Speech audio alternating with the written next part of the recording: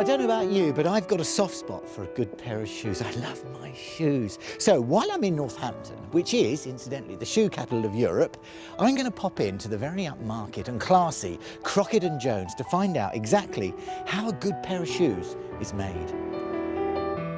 In 1879, James Crockett and Charles Jones, both a bit strapped for cash, set up in business with just £100. They started with 20 staff, built the business up, and in 1924 were rewarded with royal patronage and a visit from King George VI.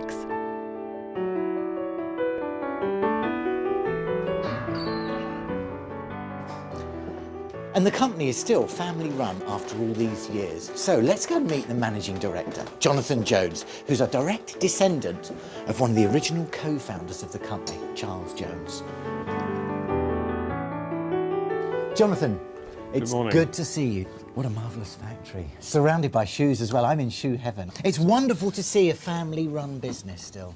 Yes, we are a family business, 4 generations. And we are still making shoes the way that we have been for the last 100 years. I mean, and you've selected a pair for me here, yes, haven't you? That's right. Yes. And they look very practical, and the weight in them, that's real quality, isn't it? This is a chukka boot from our current stock range. It's quite a long, involved process, shoemaking. When people go around the factory, they're always surprised how long it takes to make a pair of shoes. We're talking about something like 200 different processes. 200? Something like that, and it takes around about 8 weeks from start to finish in our factory, because although we can to some extent take advantage of modern technology in certain areas, there's an awful lot of handwork involved. And making shoes like this, it's a bit of an art as well as a manufacturing process. Do you know, they are very, very smart, aren't they? They look as though they fit you quite well. Beautiful colour. Well, you can feel the difference. We often find that once people have our shoes on, they don't worry quite so much about the price and become loyal customers. I'm going to hide my cheap ones. In the Middle Ages, Northampton became the most important centre in England for the tanning trade, mostly because the town was conveniently placed for the north, London, and east and west routes.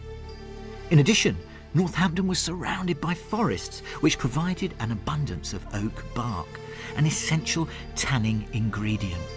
And where tanning and leather is readily available, it wasn't long before the shoemakers gathered.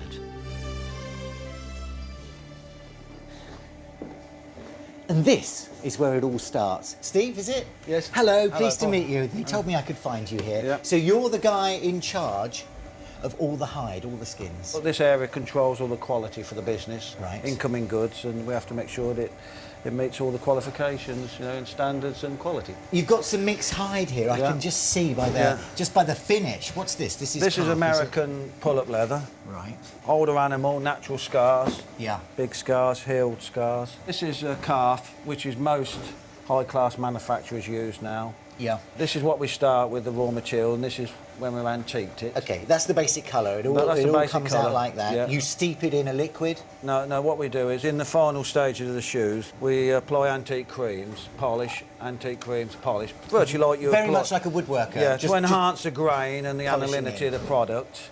Where's that scar again? Show me that scar. Did you have to repair that scar? No, you can't use that. No, you can't use that. No, you can't use that. That'll split eventually, won't it? Right, Steve, where do I go next? You go... Point me in the right direction. We then have to go that way for the clicking. All right, the clicking, that sounds good. Yeah. Thanks very much. OK, bye.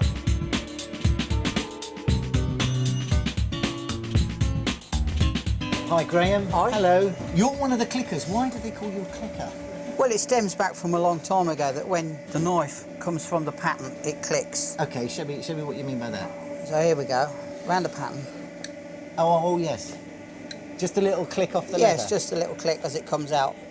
So you're given a load of patterns here, and you've got to cut the leather out from that? Yeah, that's right. The jobs come round, and obviously you get the best part of the leather, which is the prime part, for the best part of the shoe, and then you work away for the rest of the shoe. To the edges, yeah. Very sharp knife. Yes. That cut through that like butter. They're Let's have a look. hacksaw blades. Old hacksaw blades? Yeah, old hacksaw blades. Just grind the teeth off of them and then sharpen them to the shape that you want. Well, that looks really difficult to do, because I know that's hard to cut as quick as that. Where do I go from here? Oh, down to the closing room. Down to the closing. Yes. Thank you. OK, see you again. Is that difficult? Very. It looks difficult. So hope I don't mess up. That is very, very clever. Are the ladies' shoes harder to work on than the men's? Yeah, because they're a lot smaller. Sorry to stop you in your work. That's fine. You're in perforation. I can see now exactly That's right, yes. what you're doing. Yes, been doing it for 25 years. Wow. Gosh. 25, You're yes. obviously very good at what you do. It's looking more and more like a shoe. Sorry to butt in. So what's that then? That's leather softener. Okay. Just to put it on the toes to help the stain, help to moisten it. Then just put it in the machine, which pulls it over. That's clever. It'll stop on that last now for 2 or 3 weeks. I'm impressed with that. Thanks a lot. That's right. One of the unique Crockett and Jones features is the cork-filled sole, which provides such wonderful insulation that it was used for an early Sir Ernest Shackleton polar expedition. And it proved so successful it was subsequently used for a further voyage in 1914. Dave, hello. Welting process. Yes. Talk me through what you're doing now. Well, we basically put a strip of welting and we sew it through the ribbon on the shoe, Okay. which then gives us the foundation for sticking the sole and stitching through the welt. That looks hard to do. They told me it was good money when I started. It's good money. How many do you do a day then? About 300 pairs. It's Okay, show technically me a one. skilled job, yeah. Yeah.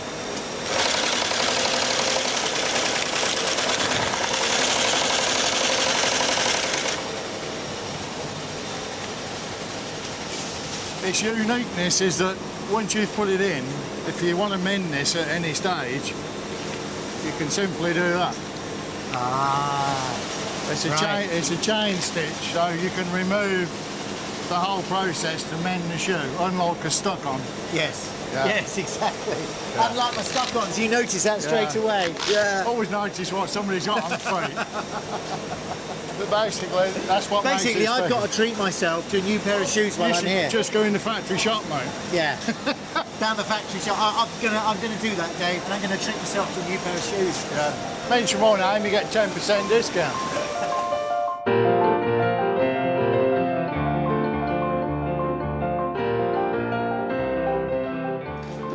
That was incredible. And here, well, here's the finished product. Now, who would have thought that there's over 200 different processes into making a single shoe?